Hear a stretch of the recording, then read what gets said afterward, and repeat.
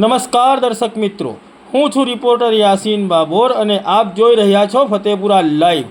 આજના મહત્વના સમાચારની વાત કરીએ તો ફતેપુરા તાલુકાના નવા તળાવ ગામના યુવાનની ફતેપુરા તાલુકાના પટીસરા ગામેથી ઈજાગ્રસ્ત હાલતમાં લાશ મળી આવતા ફતેપુરા તાલુકામાં ચકચાર।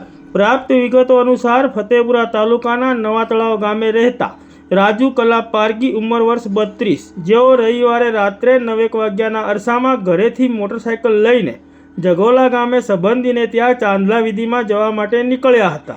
ત્યારબાદ બીજા દિવસે સવારે પટીસરા ગામે કોઈ વ્યક્તિની મોટરસાઇકલ સાથે લાશ પડી હોવાની વાત વાયુવેગે ફેલાતા આ વાત મૃતકના ગામ સુધી પહોંચી હતી, જેથી મૃતકના પરિવારજનોએ સ્થળ ઉપર આવીને જોતા આ લાશ અને મોટરસાઇકલ રાજુ કલા પારગીની હોવાનું માલુમ પડ્યું હતું।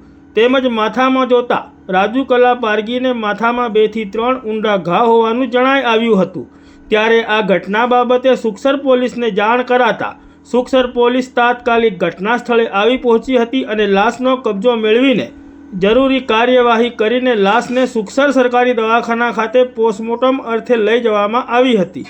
જો કે આ બનાવમાં સંડોવાયેલા શંકાસ્પદ લોકોની ફતેપુરા પોલીસમાં ઉચ્ચ અધિકારીઓ દ્વારા પૂછપરછ ચાલુ હોવાનું જાણવા મળ્યું છે।